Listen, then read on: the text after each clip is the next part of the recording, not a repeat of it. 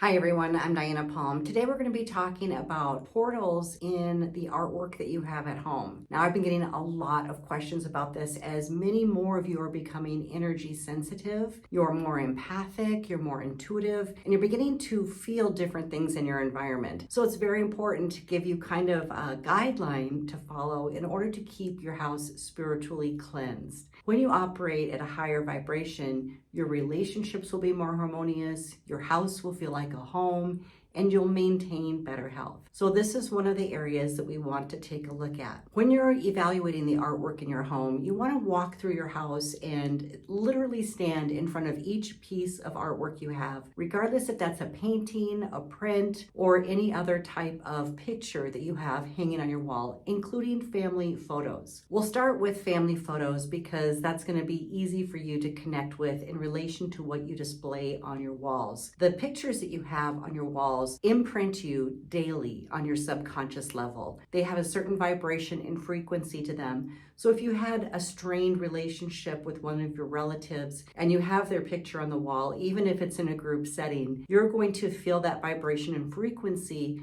of a relationship that's in strife. And that will continue to influence your vibration on the daily level. When you have pictures on your wall of loved ones that you have a lot of happy memories with, that lighten your heart, that make you laugh, those are going to be positive reinforcements on a daily level to see displayed on your wall. If you don't know what to do with the family photos that you decide to take down, just put them in a family album where they're not on display every single day. It's okay to hang on to them and keep them in keepsake boxes or photo albums, but what you put on the walls of your house that your eyes interpret and see and that your subconscious mind is influenced by is very important. And that's more of what you need to monitor and make sure that your home feels really hospitable and holds a high vibration. Now let's talk about paintings. If you've had something commissioned for you and it was painted by an artist for you specifically, you need to know that you're bringing into your home the energy of the painter as well as what they were creating when they made this painting for you. So when you stand in front of that painting, I want you to also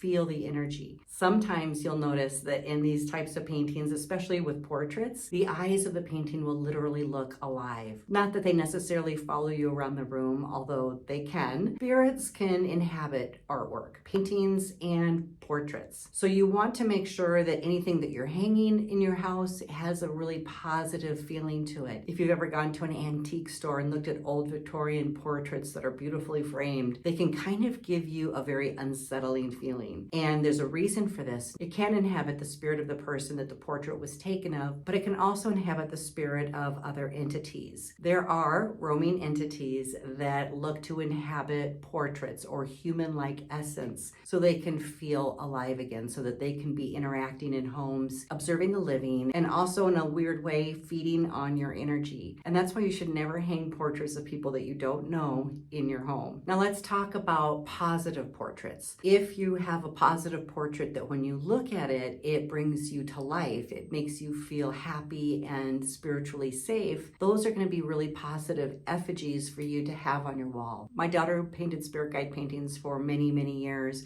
because she had the spiritual gift to see them clearly and also the artistic ability to paint them. Those paintings had a very lifelike essence. They almost seemed to have a light in their eyes. They conveyed spiritual connection with the owner that it was painted for. And those are very uplifting, positive influences to have in your environment. But what about the ones you purchase online or buy at the store? Do those still have the same impact? Because they're not made specifically for you, you're influenced by the art itself, the vibration of the art, the painting or portrait or print. You're also influenced by the creator of that and any previous owners.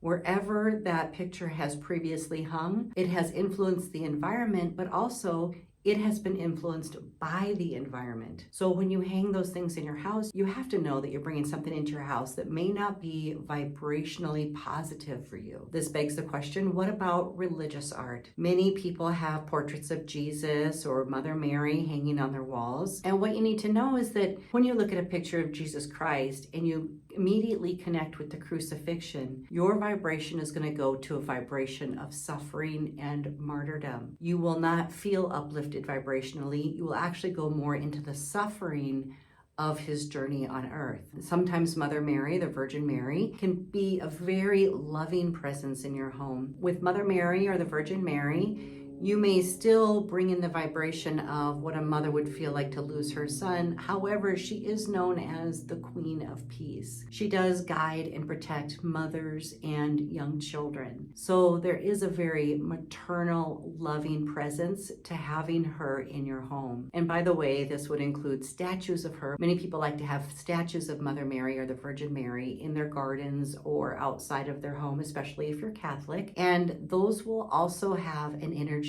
imprint that influences your home and the land. While the paintings, prints, and portraits do have their own vibration and will influence you, you have to also notice your connection to them, what it evokes in you. If it makes you feel sad, if it makes you move to the past instead of being in the present, if it brings up conflict or chaos, you definitely want to remove that from your home. There's a really interesting process that an artist goes through when they're creating a painting. And one of the things that I think is most profound, and this is why paintings sometimes take a long time to complete, especially when they're made specifically for somebody, is because the artist is moving through their own process of connection intuitively with the person that they're creating it for. So it's a combined energy. The artist is going through a creative process of their own while they're interpreting the energy of the person they're painting it for. And it depends on how intuitive they actually are, because if they're tapping into the individual they're painting for, they'll be pulling out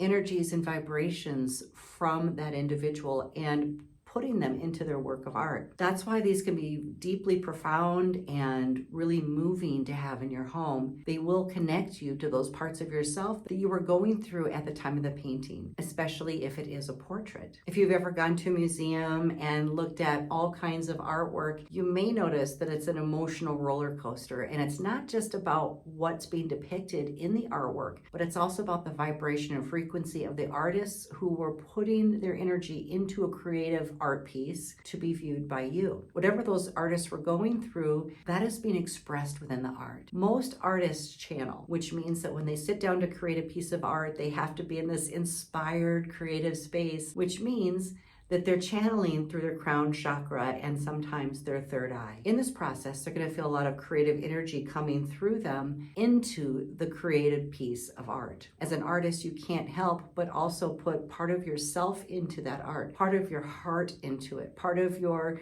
creative process, or part of your own energy. And that's why I always recommend that if you buy a personal painting or something where somebody has created it this way, that you know the artist, that you like them, that you generally like their energy, because part of their energy will be coming through from that piece of art. If you ever go to historic sites, you'll see a lot of war paintings depicting what people were going through at the time. And while those are deeply moving, they're emotionally stirring, they can also be kind of triggering. And you definitely don't want to have something like that hanging in your home, because it's like a reenactment of the scene that's being portrayed. On the other hand, if you're really attracted to beautiful paintings of flowers or fruit bowls, and it makes you feel very loving and abundant when you're looking at it, that may be a more positive way to influence the energy of your home. If you do know the artist, I highly recommend that still. If you don't know the artist, if you're purchasing a print or something from the store, just make sure that you feel really positive about it. And at all times, I recommend cleansing the energy of anything that you bring into your home, especially if it's meant to be on display where you will see it every day, where it can actually influence the energy of the people living and dwelling in that home. A simple way to cleanse the energy of these items would be to sage it, to say mantras or prayers over it, to infuse it with positive energy, to actually imbue it with loving vibrations. It might sound a little bit creepy, but think about the portraits that you may have hanging on your walls, because it's almost as if the eyes are watching you and observing everything that you're experiencing. This is one of the inner goddess paintings that my daughter painted for me, and I love her. Her eyes do seem to connect with me very much so and follow me around the room. It seems like she's always watching me. But this is an inner aspect of myself. This is how it was painted.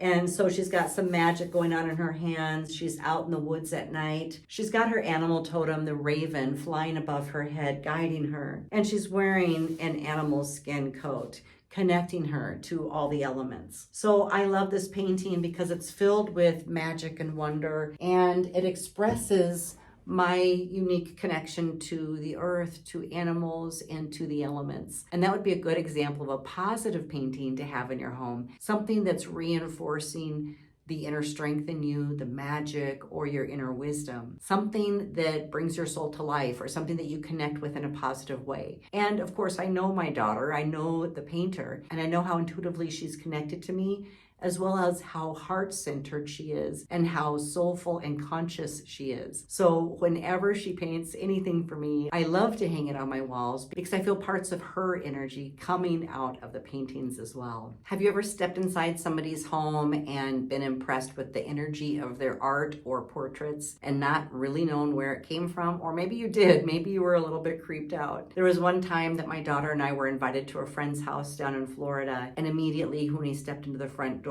there was a full wall-size painting of St. Peter hanging upside down on the cross. The painting was very graphic, and although it was artistically very beautiful, the energy hit us like a ton of bricks. It was so much emotion and so much pain and suffering that we immediately, as two sensitive people, wanted to turn around and leave immediately.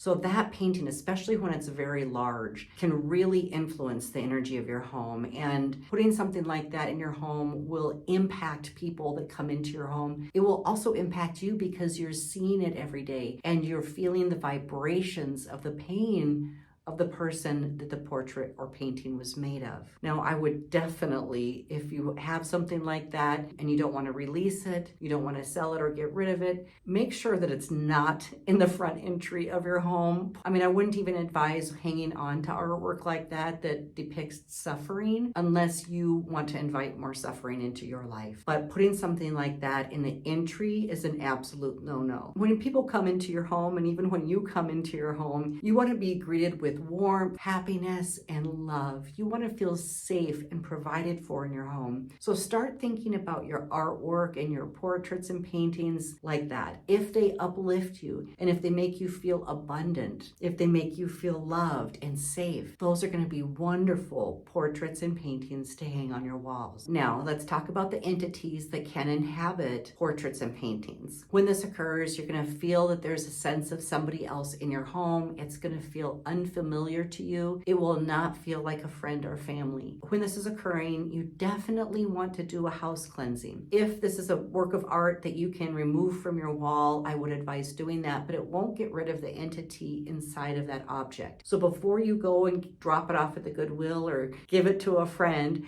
you want to absolutely do a cleansing on it. I would recommend at least doing a simple sage smudging on that portrait or painting. I would also do some cleansing work around it. If you have essential oils or holy water, you could actually smear the edges of the painting or the back side of it to cleanse it. If you have more in-depth spiritual abilities, I would do a spiritual cleansing on it to completely neutralize it and release the entity from the portrait or painting. You definitely don't want to keep passing that on to somebody else because you never know what kind of chaos it can cause in somebody else's home. So I know a lot of you are going to be walking around your houses today and really looking at the artwork and the portraits and paintings that you have. And I suggest that you do because they create lasting imprints. It's like watching a scene of a movie that leaps out of the TV into your living room but stays permanently. That's what you've captured in a picture or portrait or painting. So consider the energy of the picture itself, the artist that created it, and how it makes you feel. If all of those are positive, uplifting, and loving, then absolutely keep them. But if you feel good and you look at those pictures, paintings, or portraits and your energy comes down, or you start to recall old arguments you had with a family member, or you're feeling like like you miss somebody who hasn't been around for 10 or 20 years, or you're looking at a painting that they did, but you miss them, or you feel saddened. Maybe they were sad when they painted the painting and that's what you're interpreting, even if it's a beautiful piece of art. Please trust your intuition. Don't just keep things because they're pretty. Feel into them, and when they need to be cleansed or maybe removed from your home, or at least from being displayed in your home. You can always store them in your garage if they're a keepsake and you just don't want to get rid of it completely, but remove it from being displayed on your walls, because that's what you see every single day. That's what your body and energy is interpreting.